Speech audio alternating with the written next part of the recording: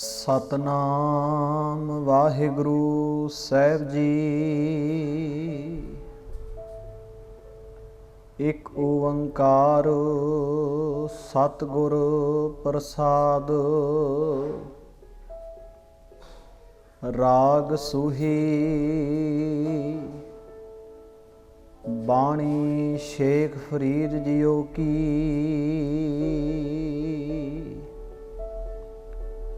तप तप लोए लोए हाथ मरोरों। बावल होई सो शहलोरों। तै शै मन में किया रोस।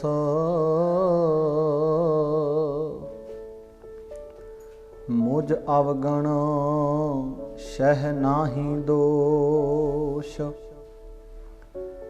तह सैब की मैं सार न जानी। जो बन खोए पाछै पछतानी। रहाओ काली कोयल तू कित गुण काली।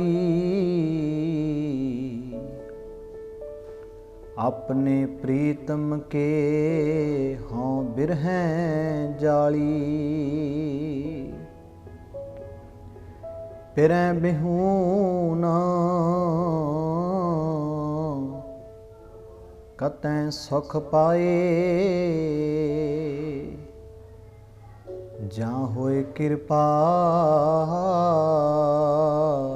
तां प्रभु मिलाए। विंदण खूही मोंद अकेली। ना को साथी ना को बेली। कर कृपा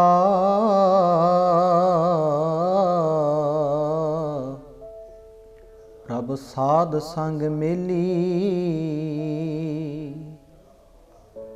जा फिर देखा ता मेरा अल्लाह बेली।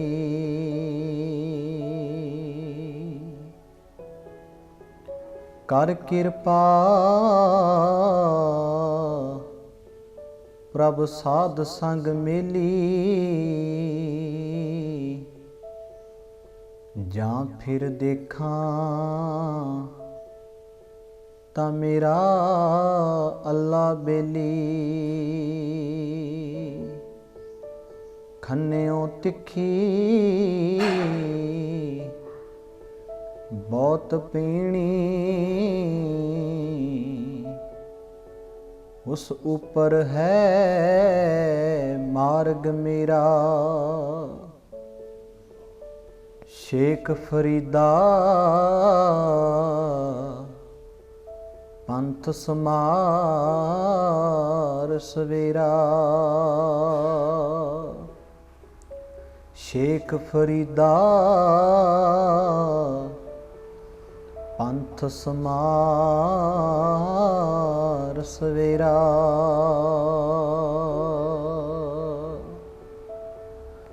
परम सन्मानयोग गुरु प्यारी साध संगत जी, आप जी ने जो शब्द श्रवण किया है, ये शब्द सत्कारयोग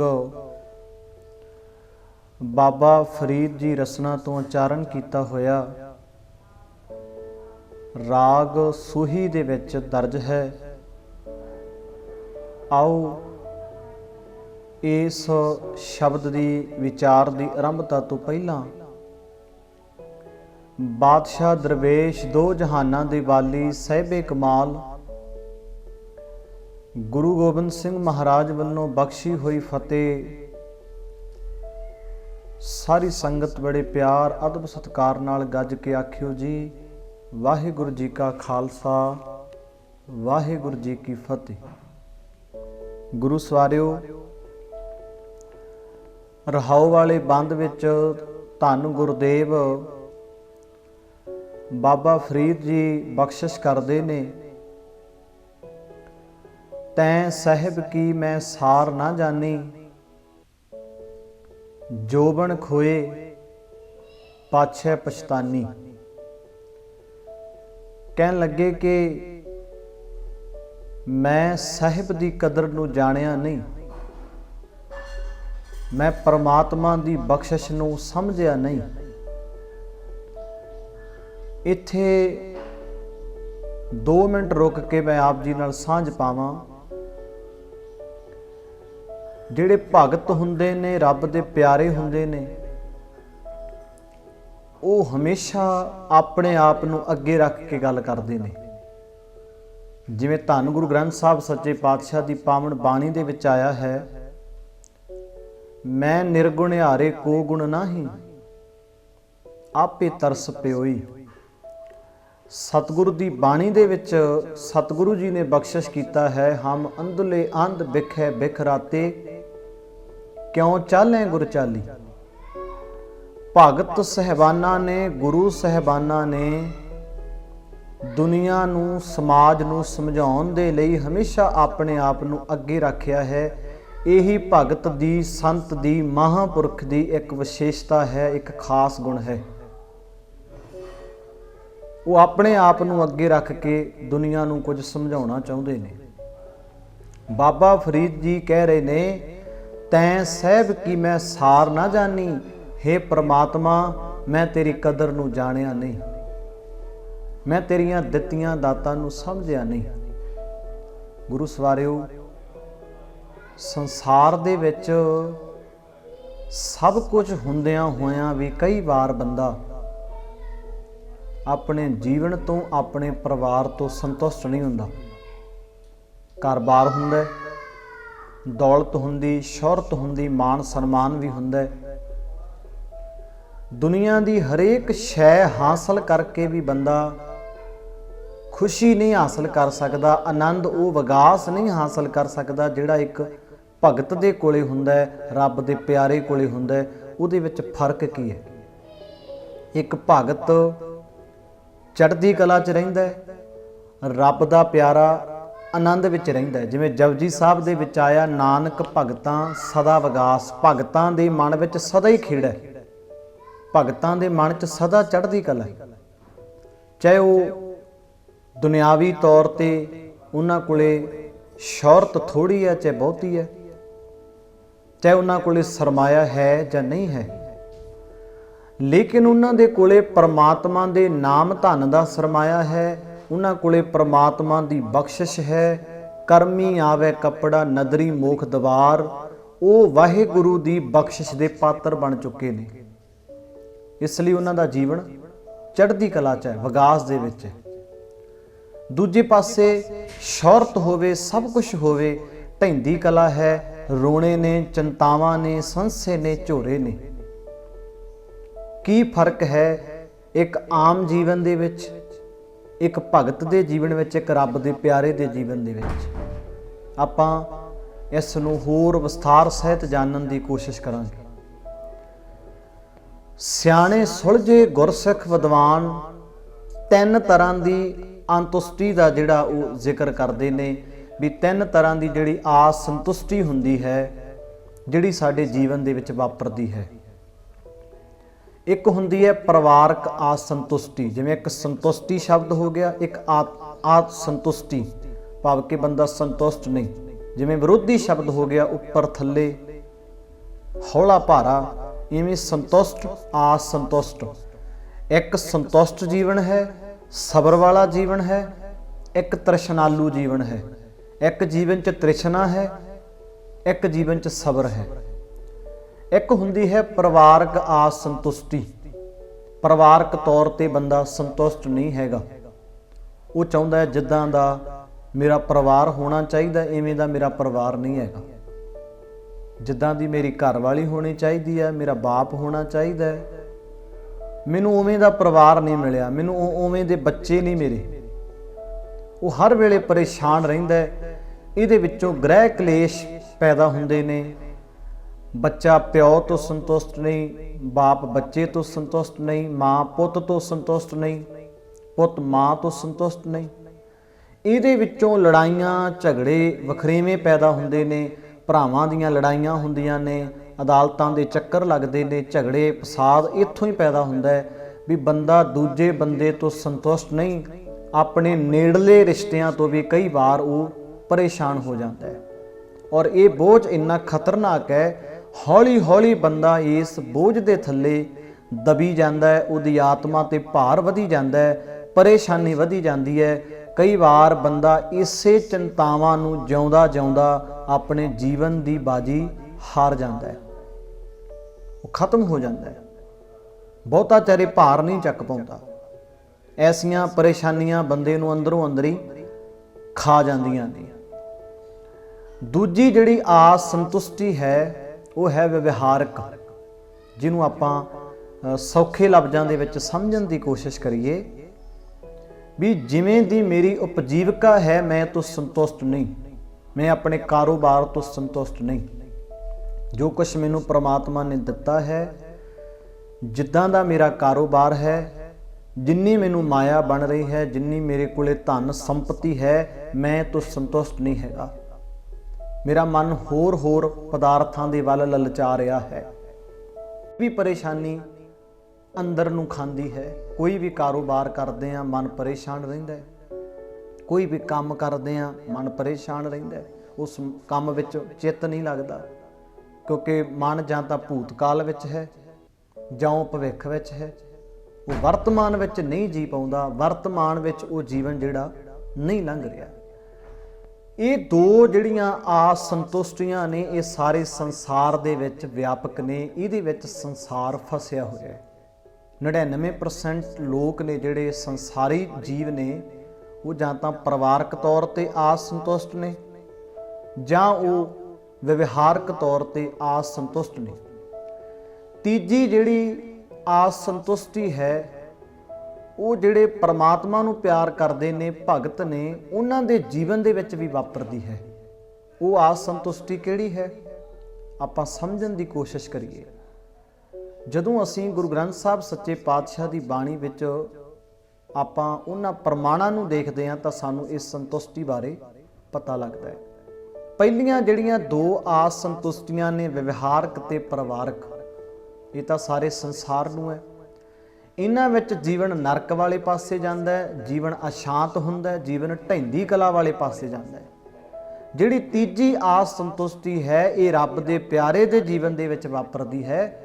ਇਹ ਜੀਵਨ ਚੜ੍ਹਦੀ ਕਲਾ ਵਿੱਚ ਜਾਂਦਾ ਹੈ। ਇਹ ਸੰਤੁਸ਼ਟੀ ਕੀ ਹੈ ਵੀ ਮੇਰਾ ਪਰਿਵਾਰ ਵੀ ਠੀਕ ਹੈ, ਮੇਰੇ ਬੱਚੇ ਵੀ ਠੀਕ ਨੇ, ਜਿਵੇਂ ਦੇ ਵੀ ਨੇ ਮੈਨੂੰ ਪ੍ਰਵਾਨ ਨੇ, ਜਿਹੋ ਜਿਹਾ ਘਰ-ਬਾਰ ਦਿੱਤਾ ਪ੍ਰਮਾਤਮਾ ਨੇ, ਜਿੱਦਾਂ ਦੀ ਉਪਜੀਵਕਾ ਹੈ, ਜਿੱਦਾਂ ਦਾ ਕਾਰੋਬਾਰ ਹੈ, ਮੈਂ ਤੋਂ ਸੰਤੁਸ਼ਟ ਹਾਂ। ਕਿਸੇ ਚੀਜ਼ ਦੀ ਮੇਰੇ ਜੀਵਨ 'ਚ ਕਮੀ ਨਹੀਂ। ਮੇਰੇ ਸਾਰੇ ਰਿਸ਼ਤੇ ਵਧੀਆ ਨੇ, ਮੇਰਾ ਕਾਰੋਬਾਰ ਵਧੀਆ ਹੈ, ਮੇਰੀ ਘਰਵਾਲੀ, ਮੇਰਾ ਪਰਿਵਾਰ, ਸਭ ਕੁਝ ਮੈਂ ਪ੍ਰਵਾਨ ਕਰਦਾ ਹਾਂ ਕਿ ਮੈਨੂੰ ਕਿਸੇ ਪਾਸਿਓਂ ਕਿਸੇ ਤਰ੍ਹਾਂ ਦੀ ਕੋਈ ਪਰੇਸ਼ਾਨੀ ਨਹੀਂ ਹੈਗੀ। ਪਰੇਸ਼ਾਨੀ ਕੀ ਹੈ? ਮੇਰੇ ਜੀਵਨ ਦੇ ਵਿੱਚ ਸਮੱਸਿਆ ਕੀ ਹੈ? ਇਹ ਕਿਹੜੀ ਆਸ ਸੰਤੁਸ਼ਟੀ ਹੈ ਜਿਹੜੀ ਮੈਨੂੰ ਟਿਕਣ ਨਹੀਂ ਦਿੰਦੀ? ਤੇ ਸਤਿਗੁਰ ਦੀ ਬਾਣੀ ਕਹਿੰਦੀ ਆ ਇਹ ਭਗਤ ਦੇ ਜੀਵਨ ਦੇ ਵਿੱਚ ਵਾਪਰਦੀ ਹੈ ਕਿ ਮੈਂ ਠੀਕ ਨਹੀਂ ਹੈਗਾ, ਮੇਰੇ 'ਚ ਕਮੀ ਹੈ, ਮੇਰੇ 'ਚ ਘਾਟ ਹੈ। ਸਭ ਕੁਝ ਹੈ, ਸਾਰੇ ਪਾਸਿਓਂ ਸੰਤੁਸ਼ਟ ਹੈ, ਸਾਰੇ ਪਾਸਿਓਂ ਮਨ ਸਾਰੇ ਹਾਲਾਤਾਂ ਨੂੰ ਪ੍ਰਵਾਨ ਕਰਦਾ ਹੈ, ਲੇਕਿਨ ਮੈਂ ਚੰਗਾ ਨਹੀਂ, ਮੇਰੇ 'ਚ ਔਗਣ ਨੇ।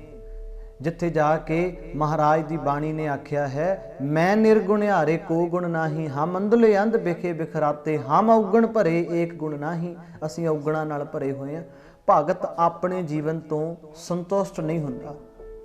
ਇਹੀ ਗੱਲ ਸਾਨੂੰ ਪਰਮਾਤਮਾ ਵਾਲੇ ਪਾਸੇ ਲੈ ਕੇ ਜਾਂਦੀ ਹੈ। ਇਹੀ ਗੁਣ ਸਾਨੂੰ ਵਾਹਿਗੁਰੂ ਦੇ ਮਾਰਗ ਤੇ ਤੋਰਦਾ ਹੈ। ਇਹੀ ਸਮਝ ਵਿਵੇਕ ਸਾਨੂੰ ਸਤਿਗੁਰੂ ਦੇ ਮਾਰਗ ਤੇ ਤੁਰਨ ਦੀ ਪ੍ਰੇਰਨਾ ਦਿੰਦੀ ਹੈ। ਭਗਤ ਵਾਰ-ਵਾਰ ਕਹਿੰਦੇ ਨੇ ਤੈਂ ਸਾਹਿਬ ਕੀ ਮੈਂ ਸਾਰ ਨਾ ਜਾਣੀ, ਵਾਹਿਗੁਰੂ ਮੈਂ ਤੇਰੀ ਕਦਰ ਨਹੀਂ ਜਾਣੀ। ਹਾਲਾਂਕਿ ਬਾਬਾ ਫਰੀਦ ਜੀ ਤਾਂ ਰੰਗੀ ਰੂਹ ਸੀ, ਪ੍ਰਮਾਤਮਾ ਦੇ ਨਾਮ ਵਿੱਚ ਜੁੜੇ ਹੋਏ ਸੀ। ਉਹ ਤਾਂ ਪ੍ਰਮਾਤਮਾ ਨੂੰ ਜੀ ਰਹੇ ਸੀ, ਮਾਣ ਰਹੇ ਸੀ, ਉਹਨਾਂ ਅੰਦਰ ਵਿਗਾਸ ਸੀ, ਆਨੰਦ ਸੀ। ਇਹ ਜਿਹੜੇ ਪਿਆਰੇ ਮਿੱਠੇ ਸੋਹਣੇ ਰੂਹਾਨੀਅਤ ਵਾਲੇ ਬੋਲ ਧੰਨ ਗੁਰੂ ਗ੍ਰੰਥ ਸਾਹਿਬ ਮਹਾਰਾਜ ਦੀ ਬਾਣੀ ਵਿੱਚ ਦਰਜ ਨੇ, ਇਹ ਬਾਬਾ ਫਰੀਦ ਜੀ ਦੇ ਨੇ। ਇਹ ਰੱਬੀ ਬਾਣੀ ਬਾਬਾ ਫਰੀਦ ਜੀ ਦੀ ਰਸਨਾ ਤੋਂ ਉਚਾਰਨ ਕੀਤੀ ਹੋਈ ਹੈ, ਜਿਹੜੀ ਗੁਰੂ ਨਾਨਕ ਸਾਹਿਬ ਆਪ ਖੁਦ ਜਾ ਕੇ ਲੈ ਕੇ ਆਉਂਦੇ ਨੇ। ਬਾਬਾ ਫਰੀਦ ਜੀ ਦੀ ਬਾਣੀ ਨੂੰ ਖੁਦ ਦਰਜ ਕਰਦੇ ਨੇ ਧੰਨ ਗੁਰੂ ਗ੍ਰੰਥ ਸਾਹਿਬ ਸੱਚੇ ਪਾਤਸ਼ਾਹ ਵਿੱਚ ਉਸ ਬਾਣੀ ਨੂੰ। ਉਹ ਬਾਣੀ ਜਿਸ ਹਿਰਦੇ ਵਿੱਚੋਂ ਆਈ ਹੈ, ਉਹ ਹਿਰਦਾ ਰੰਗਿਆ ਹੋਇਆ, ਜੁੜਿਆ ਹੋਇਆ, ਪ੍ਰਮਾਤਮਾ ਦੇ ਨਾਮ ਵਿੱਚ ਲੀਨ ਹੈ। ਪਰ ਫਿਰ ਵੀ ਉਹ ਭਗਤ ਦੁਨੀਆ ਨੂੰ ਸਮਝਾਉਣ ਨੂੰ, ਸੰਸਾਰ ਨੂੰ ਸਮਝਾਉਣ ਨੂੰ ਕਹਿੰਦੇ ਨੇ ਵੀ ਕਦੇ ਤਾਂ ਕਦੇ ਬੰਦੇ ਦੇ ਅੰਦਰ ਤੀਜੀ ਆਸ ਸੰਤੁਸ਼ਟੀ ਪੈਦਾ ਹੋ ਜੇ ਵੀ ਵਾਹਿਗੁਰੂ ਪਰਿਵਾਰ, ਘਰ, ਕਾਰੋਬਾਰ ਸਭ ਕੁਝ ਮੈਂ ਪ੍ਰਵਾਨ ਕਰਦਾ ਹਾਂ, ਲੇਕਿਨ ਮੇਰਾ ਮਨ ਮੈਲਾ ਹੈ, ਮੇਰੇ 'ਚ ਕਮੀਆਂ ਨੇ। ਮਨ ਮੈਲਾ ਸਭ ਕਿਛ ਮੈਲਾ, ਤਨ ਤੋਤੈ ਮਨ ਹੱਛਾ ਨਾ ਹੋਈ। ਮਹਾਰਾਜ ਮੇਰੇ ਅੰਦਰ ਮੈਲ ਹੈ, ਮੇਰੇ ਅੰਦਰ ਘਾਟਾਂ ਨੇ, ਮੈਂ ਤੇਰੀ ਕਦਰ ਨੂੰ ਨਹੀਂ ਜਾਣਿਆ, ਮੈਂ ਤੇਰੀਆਂ ਦਿੱਤੀਆਂ ਹੋਈਆਂ ਦਾਤਾਂ ਨੂੰ ਨਹੀਂ ਸਮਝਿਆ, ਮੈਂ ਤ੍ਰਿਸ਼ਨਾ ਵਿੱਚ ਜੀ ਰਿਹਾ ਹਾਂ, ਮੇਰਾ ਜੀਵਨ ਤ੍ਰਿਸ਼ਨਾਲੂ ਹੈ, ਮੇਰੇ ਜੀਵਨ 'ਚ ਸਬਰ ਨਹੀਂ, ਸੰਤੋਖ ਨਹੀਂ, ਧੀਰਜ ਨਹੀਂ, ਇਹ ਘਾਟ ਮੇਰੇ ਅੰਦਰ ਹੈ। ਜਿਨ ਕੰਨ ਕੀਤੇ ਅੱਖੀ ਨਾਕ, ਜਿਨ ਜੇਵਾ ਦਿੱਤੀ ਬੋਲੇ ਤਾਤ। ਮਹਾਰਾਜ ਕਹਿੰਦੇ ਜਿਹਨੇ ਇੰਨਾ ਕੁਛ ਦਿੱਤਾ ਹੈ, ਜਿਹਨੇ ਇੰਨੀਆਂ ਸੋਹਣੀਆਂ ਅੱਖਾਂ ਦਿੱਤੀਆਂ, ਜ਼ੁਬਾਨ ਦਿੱਤੀ, ਕੰਨ ਦਿੱਤੇ, ਤੂੰ ਉਸ ਜ਼ੁਬਾਨ ਦੇ ਨਾਲ ਈਰਖਾ ਵਾਲੇ ਬੋਲ ਰਿਹਾ, ਉਹਨਾਂ ਅੱਖਾਂ ਨਾਲ, ਗਲਤ ਨਿਗਾਹਾਂ ਨਾਲ, ਗਲਤ ਭਾਵਨਾ ਨਾਲ ਤੱਕ ਰਿਹਾ ਕਿਸੇ ਨੂੰ, ਇਹਨਾਂ ਕੰਨਾਂ ਨਾਲ ਨਿੰਦਿਆ ਸੁਣ ਰਿਹਾ। ਤੈਂ ਸਾਹਿਬ ਕੀ ਮੈਂ ਸਾਰ ਨਾ ਜਾਨੀ, ਜੋਬਨ ਖੋਏ ਪਾਛੈ ਪਛਤਾਨੀ। ਮੇਰੀ ਜਵਾਨੀ ਆਈ ਲੰਘ ਗਈ, ਮੇਰੇ ਕੋਲੇ ਪਛਤਾਵਾ ਹੈ। ਬਾਬਾ ਫਰੀਦ ਜੀ ਕਹਿੰਦੇ ਮੈਂ ਆਪਣੇ ਜੀਵਨ ਤੋਂ ਸੰਤੁਸ਼ਟ ਨਹੀਂ, ਸਾਡੇ ਅੰਦਰੋਂ ਇਹ ਗੱਲ ਪੈਦਾ ਕਰਨਾ ਚਾਹੁੰਦੇ, ਮੈਂ ਸਹੀ ਨਹੀਂ ਹੈਗਾ ਵਾਹਿਗੁਰੂ, ਮੇਰੇ 'ਚ ਕਮੀਆਂ ਨੇ, ਮੇਰੇ 'ਚ ਘਾਟਾਂ ਨੇ, ਮੇਰਾ ਜੀਵਨ, ਮੇਰੀ ਜਵਾਨੀ ਆਈ ਲੰਘ ਰਹੀ ਹੈ। ਪਹਿਲੇ ਬੰਦ ਦੇ ਵਿੱਚ ਰਾਗ ਸੂਹੀ ਅੰਦਰ ਬਾਬਾ ਫਰੀਦ ਜੀ ਬਖਸ਼ਿਸ਼ ਕਰਦੇ ਹੈ, ਤਪ ਤਪ ਲੋਏ ਲੋਏ ਹਾਥ ਮਰੋਰੋ, ਤਪ ਤਪ ਲੋਏ ਲੋਏ ਹਾਥ ਮਰੋਰੋ, ਤਪ ਤਪ ਲੋਏ ਲੋਏ ਹਾਥ ਮਰੋਰੋ। ਮੇਰਾ ਹਿਰਦਾ ਸੜ ਰਿਹਾ, ਮੈਂ ਵਿਆਕੁਲ ਹਾਂ, ਮੈਂ ਭਟਕਿਆ ਹੋਇਆ ਦਾਤਿਆ, ਮੇਰੀ ਪ੍ਰਮਾਤਮਾ ਤੋਂ ਦੂਰੀ ਬਣ ਚੁੱਕੀ ਹੈ। ਸਭ ਕੁਝ ਹੁੰਦਿਆਂ ਹੋਇਆਂ ਵੀ ਮੇਰਾ ਮਨ ਬੇਚੈਨ ਹੈ, ਢਹਿੰਦੀ ਕਲਾ 'ਚ ਹੈ, ਕਿਉਂਕਿ ਮੇਰੀ ਆਪਣੇ ਮੂਲ ਨਾਲੋਂ ਦੂਰੀ ਬਣ ਚੁੱਕੀ ਹੈ, ਮੈਂ ਆਪਣੇ ਅਸਲੇ ਨਾਲੋਂ ਟੁੱਟ ਚੁੱਕਿਆ। ਤਪ ਤਪ ਲੋਏ ਲੋਏ ਹਾਥ ਮਰੋਰੋ, ਬਾਵਲ ਹੋਈ 100 ਸ਼ਹਿਲੋਰੋਂ। ਮੈਂ ਬੌਰੀ ਹੋਈ ਉਹਨੂੰ ਲੱਭਦੀ ਫਿਰਦੀ ਆ, ਜਿਹਨੂੰ ਪਿਆਰ ਕਰਦੇ ਆ, ਜਿਹਦੇ ਨਾਲ ਸਾਂਝਾਂ ਨੇ, ਉਹਦੀ ਘਾਟ ਵੀ ਮਹਿਸੂਸ ਹੁੰਦੀ। ਜਿਹਦੇ ਨਾਲ ਕਿਸੇ ਵੇਲੇ ਨਾਤਾ ਬਣਿਆ ਆ, ਜੇ ਕਿਤੇ ਟੁੱਟਦਾ ਆ ਤਾਂ ਘਾਟ ਵੀ ਤਾਂ ਮਹਿਸੂਸ ਹੁੰਦੀ ਆ ਨਾ। ਕਹਿਣ ਲੱਗੇ ਮੈਂ ਨੇੜ ਸੀ ਉਹਦੇ, ਥੋੜੀ ਬਹੁਤੀ ਮੇਰੇ ਅੰਦਰ ਜਾਗ ਲੱਗੀ ਸੀ, ਲੇਕਿਨ ਉਹ ਸਭ ਕੁਝ ਮੇਰੇ ਅੰਦਰੋਂ ਖਤਮ ਹੋ ਗਿਆ। ਮੈਂ ਔਗਣਾਂ ਦੇ ਭਾਰ ਥੱਲੇ, ਵਕਾਰਾਂ ਦੇ ਭਾਰ ਥੱਲੇ ਜੀਵ ਇਸਤਰੀ ਦਬ ਰਹੀਆਂ ਦਾਤਿਆ। ਮੈਂ ਬੌਰਿਆਂ ਵਾਂਗੂ, ਪਾਗਲਾਂ ਵਾਂਗੂ ਉਹਨੂੰ ਲੱਭਦੀ ਫਿਰਦੀ, ਮੇਰੇ ਅੰਦਰ ਖਿੱਚ ਹੈ, ਪਿਆਰ ਆ ਉਹਨੂੰ ਮਿਲਣ ਦੀ ਤਾਂਘ ਹੈ। ਤਪ ਤਪ ਲੋਏ ਲੋਏ ਹਾਥ ਮਰੋਰੋ, ਬਾਵਲ ਹੋਈ 100 ਸ਼ਹਿਲੋਰੋ। ਕਹਿਣ ਲੱਗੇ ਮੇਰੇ ਅੰਦਰ ਉਹਨੂੰ ਪਾਉਣ ਦੀ ਚਾਹਨਾ ਆ। ਤੇ ਅੱਗੇ ਜਾ ਕੇ ਬਾਬੇ ਫਰੀਦ ਜੀ ਨੇ ਇਹ ਵੀ ਬਖਸ਼ਿਸ਼ ਕੀਤਾ ਆ। ਕਹਿਣ ਲੱਗੇ ਉਹ ਤਾਂ ਹਿਰਦੇ ਦੀ ਧਰਤੀ ਤੇ ਆਉਣਾ ਚਾਹੁੰਦਾ, ਉਹਦੇ 'ਚ ਕੋਈ ਕਮੀ ਥੋੜਾ। ਜਿਹਨੇ ਪੈਦਾ ਕੀਤਾ ਉਹ ਤਾਂ ਸੰਭਾਲਦਾ ਆ, ਉਹ ਤਾਂ ਸਾਨੂੰ ਚੰਗੇ ਪਾਸੇ ਤੋਰਦਾ ਹੈ, ਸੋਹਣਾ ਜੀਵਨ ਦਿੰਦਾ ਹੈ, ਸੋਹਣੇ ਵਿਚਾਰ ਦਿੰਦਾ ਹੈ। ਤੈਂ ਸਾਹਿਬ ਕੀ ਮੈਂ ਸਾਰ ਨਾ ਜਾਨੀ, ਜੋਬਨ ਖੋਏ ਪਾਛੈ ਪਛਤਾਨੀ। ਮੁਝ ਅਵਗਣ ਸ਼ੈ ਨਾਹੀ ਦੋਸ਼। ਮੇਰੇ 'ਚ ਕਮੀਆਂ ਨੇ, ਮੇਰੇ 'ਚ ਘਾਟਾਂ ਨੇ, ਉਹਦੇ 'ਚ ਕੋਈ ਘਾਟ ਨਹੀਂ। ਜਿਹਨੇ ਸਿਰਜਿਆ, ਜਿਹਨੇ ਬਣਾਇਆ, ਉਹਨੇ ਸਭ ਕੁਝ ਦਿੱਤਾ ਹੈ। ਮੇਰੇ 'ਚ ਘਾਟ ਹੈ। ਤੈਂ ਸਹਿਬ ਕੀ ਮੈਂ ਸਾਰ ਨਾ ਜਾਨੀ, ਜੋਬਨ ਖੋਏ ਪਾਛੈ ਪਛਤਾਨੀ। ਮੇਰੀ ਜਵਾਨੀ, ਮੇਰੀ ਜ਼ਿੰਦਗੀ ਆਈ ਲੰਘ ਚੱਲੀ, ਮੇਰਾ ਜੀਵਨ ਇਦਾਂ ਹੀ ਵਿਅਰਥ ਚੱਲਿਆ ਜਾ ਰਿਹਾ। ਫਿਰ ਅੱਗੇ ਜਾ ਕੇ ਬਾਬਾ ਫਰੀਦ ਜੀ ਹੋਰ ਇਸ ਸ਼ਬਦ ਨੂੰ ਵਿਸਥਾਰ ਸਹਿਤ ਸਾਂਝਾ ਕਰਦੇ ਹੈ। ਕਾਲੀ ਕੋਇਲ ਤੂੰ ਕਿਤ ਗੁਣ ਕਾਲੀ। ਕਹਿੰਦੇ ਕੋਇਲ ਤੂੰ ਕਾਲੀ ਕਾਹਤੋਂ ਆ, ਤੇਰਾ ਰੰਗ ਕਾਲਾ ਕਿਉਂ ਹੋ ਗਿਆ। ਹੈਰਾਨਗੀ ਹੁੰਦੀ ਹੈ ਵੀ ਕੋਇਲ ਦਾ ਰੰਗ ਤਾਂ ਕਾਲਾ ਹੁੰਦਾ ਹੈ, ਲੇਕਿਨ ਬਾਬਾ ਫਰੀਦ ਜੀ ਕੋਇਲ ਤੇ ਸਵਾਲ ਕਿਉਂ ਕਰਦੇ ਆ। ਅਸਲ ਵਿੱਚ ਜਦੋਂ ਕੋਈ ਜੀਵਨ ਵਿੱਚ ਘਾਟ ਰੜਕਦੀ ਹੋਵੇ ਨਾ, ਫਿਰ ਹਰ ਪਾਸੇ ਉਹੀ ਘਾਟ ਨਜ਼ਰ ਆਉਂਦੀ ਹੈ। ਕਿਸੇ ਮਾਂ ਦਾ ਪੁੱਤ ਚੱਲ ਵਸਿਆ ਹੋਵੇ ਤਾਂ ਦੂਜੇ ਦੇ ਖੇਡਦੇ ਹੋਏ ਨਿਆਣਿਆਂ ਵੱਲ ਵੇਖ ਕੇ ਉਹਨੂੰ ਆਪਣੇ ਪੁੱਤ ਦੀ ਯਾਦ ਆ ਜਾਂਦੀ ਹੈ। ਕੋਈ ਪੁੱਤ ਪ੍ਰਦੇਸ ਗਿਆ ਹੋਵੇ, ਕੋਈ ਪਰਦੇਸੀ ਤੁਰਦਾ ਸਾਡੇ ਸਾਹਮਣੇ ਜਾ ਰਿਹਾ, ਸਾਡਾ ਮੱਲੋ ਮੱਲੀ ਧਿਆਨ ਆਪਣੇ ਪਰਦੇਸੀ ਪੁੱਤ ਵੱਲ, ਆਪਦੀ ਮਾਂ ਵੱਲ ਜਾਂਦਾ ਹੈ। ਕਿਸੇ ਦੇ ਸਿਰ ਤੋਂ ਮਾਂ ਦਾ ਸਾਇਆ ਚਲਿਆ ਗਿਆ ਛੋਟੇ ਹੁੰਦਿਆਂ, ਤੇ ਜਦੋਂ ਕਿਸੇ ਦੀ ਮਾਂ ਨੂੰ ਆਪਾਂ ਦੇਖਦੇ ਹਾਂ, ਹੱਸਦੇ ਹਾਂ, ਖੇਡਦੇ ਹਾਂ, ਬੱਚਿਆਂ ਨੂੰ ਪਾਲਦੇ ਹਾਂ, ਪਰਿਵਾਰ ਵਿੱਚ ਖੁਸ਼ੀਆਂ ਖੇੜੇ ਵੰਡਦੇ ਹਾਂ, ਤੇ ਬੱਚੇ ਦੇ ਅੰਦਰ ਆਉਂਦਾ ਵੀ ਜੇ ਮੇਰੇ ਕੋਲੇ ਮਾਂ ਹੁੰਦੀ, ਕਿਉਂਕਿ ਕੋਲ ਨਹੀਂ ਨਾ ਹੁਣ, ਘਾਟ ਰੜਕਦੀ ਹੈ। ਮਹਿਸੂਸ ਹੁੰਦਾ ਵੀ ਉਹ ਚੀਜ਼ ਹੋਣੀ ਚਾਹੀਦੀ ਸੀ, ਆਹ ਰਿਸ਼ਤਾ ਹੋਣਾ ਚਾਹੀਦਾ ਸੀ ਜ਼ਿੰਦਗੀ। ਬਾਬਾ ਫਰੀਦ ਜੀ ਪਰਮਾਤਮਾ ਦੇ ਨਾਮ ਵਿੱਚ ਰੰਗੀ ਹੋਈ ਰੂਹ ਆ, ਤੇ ਜਿਹੜੇ ਰੰਗੇ ਆ ਉਹਨਾਂ ਨੂੰ ਹਰ ਜਗ੍ਹਾ ਪੰਛੀਆਂ, ਦਰਖਤਾਂ, ਬਨਸਪਤੀ ਦੇ ਵਿੱਚੋਂ ਉਹੀ ਦਿਸਦਾ ਹੈ। ਗੁਰੂ ਨਾਨਕ ਸਾਹਿਬ ਨੇ ਤਾਂ ਛੱਪੜ ਨਾਲ ਗੱਲਾਂ ਕੀਤੀਆਂ ਨੇ। ਭੱਬਰ ਤੂੰ ਹਰਿਆਵਲਾ, ਕਮਲਾ ਕੰਚਨ ਵਨ। ਛੱਪੜਾ ਤੂੰ ਹਰਿਆ ਭਰਿਆ ਸੀ, ਕਿਉਂ ਸੁੱਕ ਗਿਆ। ਇਹ ਖੁਸ਼ੀਆਂ ਖੇੜੇ, ਇਹ ਆਲੇ ਦੁਆਲੇ ਬਨਸਪਤੀ ਕਿੱਥੇ ਗਈ। ਕਹਿ ਦੋਖੜੇ ਸੜਿਓ ਏ, ਕਾਲੀ ਹੋਈਆ ਦਿਓਰੀ। ਤੂੰ ਸੜ ਗਿਆ, ਆਲੇ ਦੁਆਲੇ ਮੁਰਗਾਬੀਆਂ ਕਿੱਧਰ ਗਈਆਂ। ਲੋਕੀ ਆਉਂਦੇ ਸਨ, ਸਭ ਕੁਛ ਜੋ ਮੇਲੇ ਲੱਗੇ ਸੀ ਸਭ ਖਤਮ ਹੋ ਗਏ। ਤੇ ਛੱਪੜ ਜਵਾਬ ਦਿੰਦਾ, ਕਹਿੰਦਾ ਜਾਣਾ ਪਾਣੀ ਨਾ ਲਾਹਾਂ, ਜੈ ਸੇਤੀ ਮੇਰਾ ਸੰਗ। ਜਿਤ ਡਿੱਠੇ ਤਨ ਪਰ ਫੜਿਆ, ਚੜਿਆ ਚਵੱਗਣ ਵਨ। ਮਹਾਰਾਜ ਨਦੀ ਚੋਂ ਪਾਣੀ ਆਉਂਦਾ ਸੀ, ਚੜ੍ਹਦੀ ਕਲਾ ਸੀ, ਅੱਜ ਸੁੱਕ ਗਿਆ, ਸੜ ਗਿਆ। ਉਹ ਪਾਣੀ ਕਰਕੇ ਮੇਰਾ ਜੀਵਨ ਸੀ। ਛੱਪੜ ਦੇ ਰਾਹੀਂ ਵੀ ਗੁਰੂ ਨਾਨਕ ਸਾਹਿਬ ਸਾਡੇ ਟੁੱਟੇ ਹੋਏ ਮਨ ਨੂੰ ਪ੍ਰਮਾਤਮਾ ਨਾਲ ਜੋੜਨਾ ਚਾਹੁੰਦੇ ਆ। ਬਨਸਪਤੀ ਦੀਆਂ, ਦਰਖਤਾਂ ਦੀਆਂ, ਜਾਨਵਰਾਂ ਦੀਆਂ ਉਦਾਹਰਨਾਂ ਦਿੱਤੀਆਂ ਗੁਰੂ ਸਾਹਿਬ ਨੇ। ਉਹਨਾਂ ਨੂੰ ਤਾਂ ਹਰ ਜਗ੍ਹਾ ਉਹੀ ਦਿੰਦਾ, ਸਭੈ ਕਟ ਰਾਮ ਬੋਲੇ, ਰਾਮਾ ਬੋਲੇ, ਰਾਮ ਬਿਨਾ ਕੋ ਬੋਲੇ ਰੇ। ਸਾਰੀਆਂ ਜਗ੍ਹਾ ਤੇ ਤੂੰ ਹੀ ਆ, ਤੇਰੇ ਤੋਂ ਜਗ੍ਹਾ ਕੌਣ। ਉਹ ਤਾਂ ਕੋਇਲ ਵਿੱਚ ਵੀ ਕੋਈ ਸਾਨੂੰ ਸੁਨੇਹਾ ਦੇਣਾ ਚਾਹੁੰਦੇ ਆ, ਉਹ ਤਾਂ ਬਗਲੇ ਵਿੱਚ ਵੀ ਸਾਨੂੰ ਕੁਝ ਸਮਝਾਉਣਾ ਚਾਹੁੰਦੇ ਆ। ਉਹ ਤਾਂ ਹਰ ਸ਼ੈ ਵਿੱਚੋਂ, ਕੁਦਰਤ ਦੀ ਹਰੇਕ ਸ਼ੈ ਵਿੱਚੋਂ ਸਾਨੂੰ ਸੁਨੇਹਾ ਦੇਣਾ ਚਾਹੁੰਦੇ। ਭਵਨ ਗੁਰੂ ਪਾਣੀ ਪਿਤਾ, ਮਾਤਾ ਧਰਤ ਮਹਤ, ਦਿਵਸ ਰਾਤ ਦੋਇ ਦਾਈ ਦਾਇਆ, ਖੇਲੇ ਸਗਲ ਜਗਤ। ਉਹ ਤਾਂ ਹਵਾ ਰਾਹੀਂ, ਪਾਣੀ ਰਾਹੀਂ ਸਾਡਾ ਟੁੱਟਿਆ ਹੋਇਆ ਮਨ ਵਾਹਿਗੁਰੂ ਦੇ ਚਰਨਾਂ ਨਾਲ ਜੋੜਨਾ ਚਾਹੁੰਦੇ ਆ। ਸਤਿਗੁਰ ਧਰਤੀ ਧਰਮ ਹੈ, ਸਤਿਗੁਰੂ ਦਾ ਸੁਭਾਅ ਧਰਤੀ ਵਰਗਾ ਆ।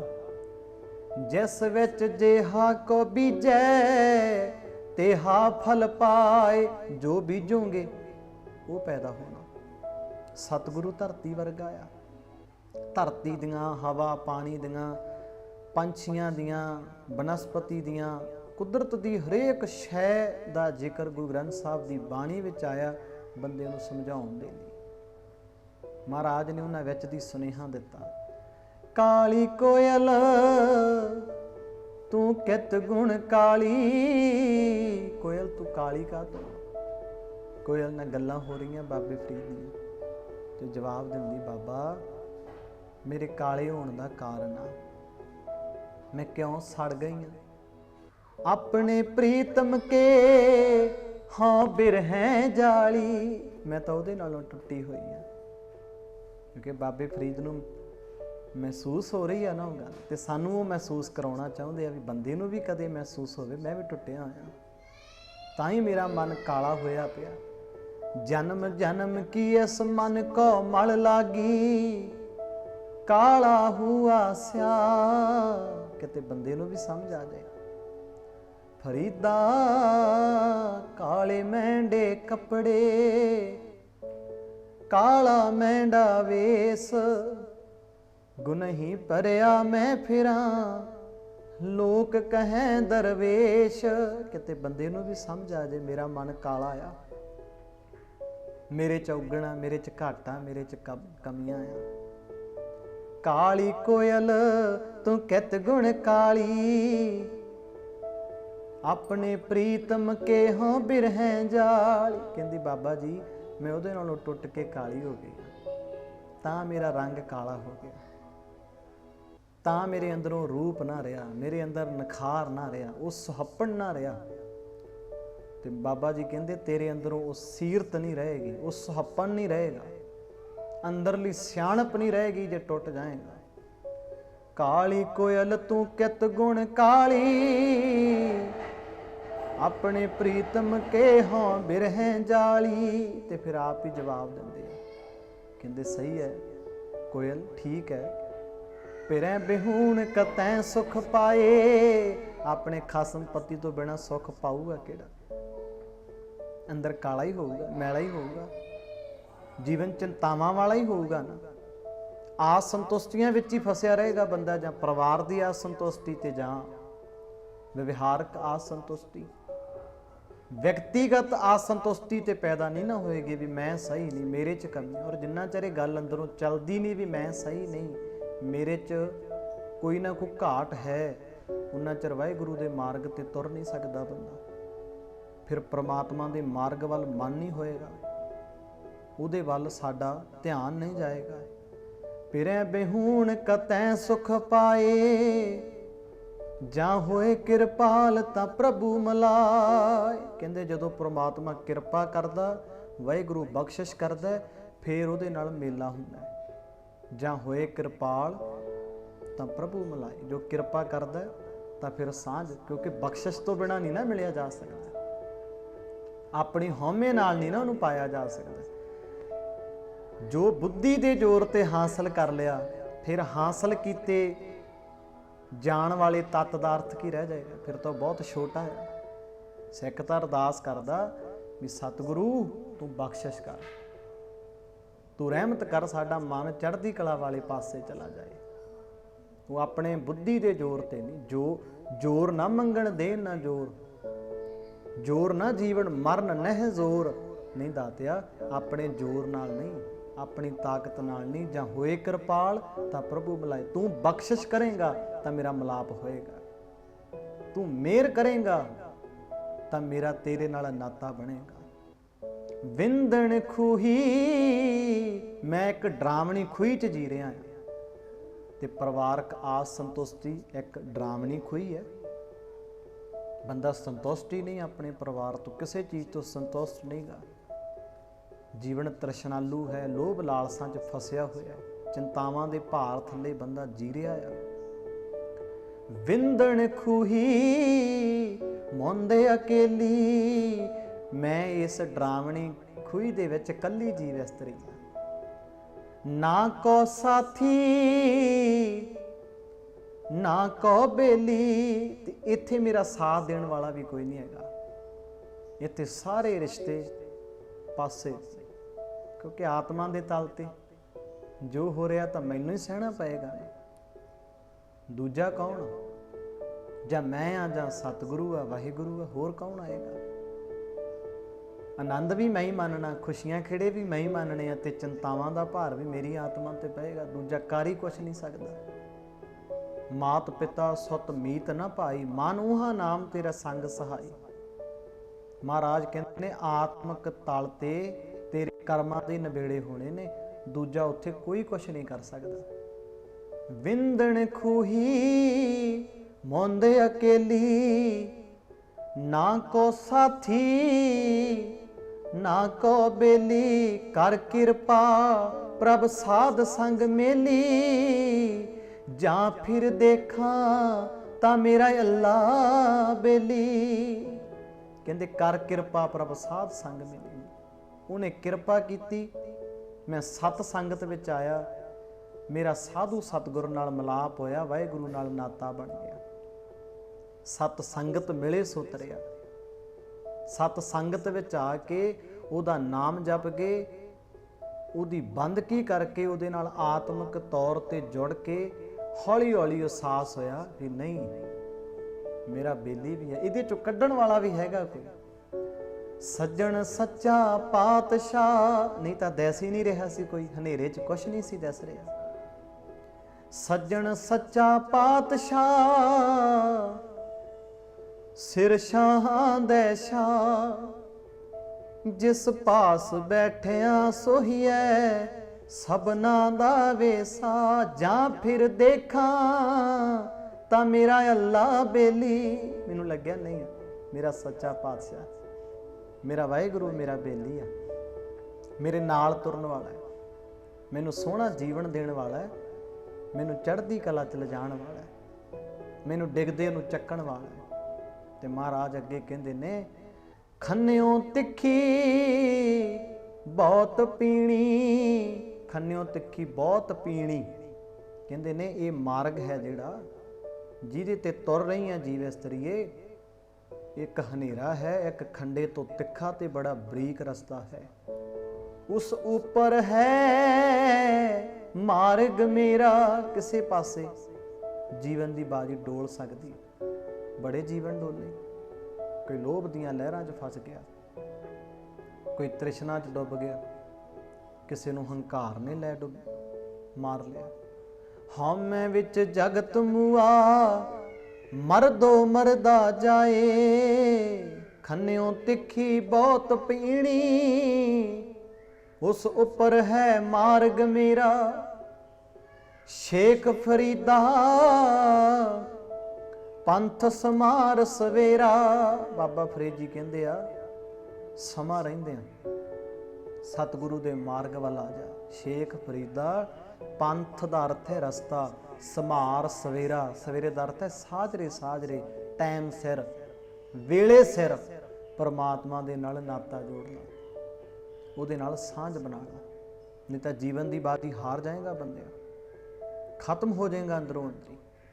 जिन्नी छेती हो सकता है उन्नी छेती परमात्मा के रस्ते वाल मोड़ा।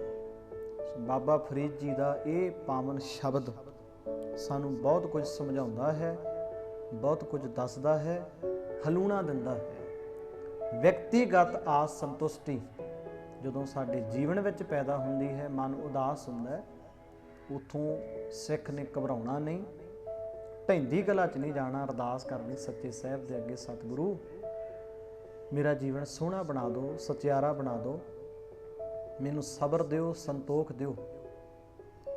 तृष्णा दे विच बड़े जीवन रुड़ गए, तृप्त नहीं होए। महाराज मैनू तृप्ति चाहिदी है, मैनू टिका चाहिए, मैनू अपने चरनां नाल जोड़ो। ये अरदास असीं हर वेले सतगुरु दे चरनां विच करदे हां, करदे रहना चाहिए। तनो मनो जोदड़ी महाराज अपने जोर नाल, अपनी बुद्धि नाल, अपने आत्मक जोर दे तल ते असीं तैनूं हासिल नहीं कर सकते।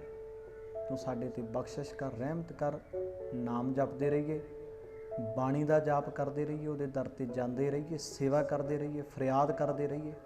सतगुरु मेहरबान ने, बख्शिंद ने, वो साडे ते बख्शिश करनगे, किरपा करनगे। शब्द दी विचार करदे हां, कोई अखर वध घट किया गया होवे, किसी प्राणी दे मन नूं ठेस लगी होवे, खिमा करियो। कोई गल चंगी लगे मेरी नहीं, मेरे सतगुर दी जान के पल्ले बन्निओ। होईयां भुल्लां दी खिमा। अंत विच बड़े प्यार सत्कार नाल गज के आखियो जी, वाहिगुरू जी का खालसा, वाहिगुरू जी की फतेह।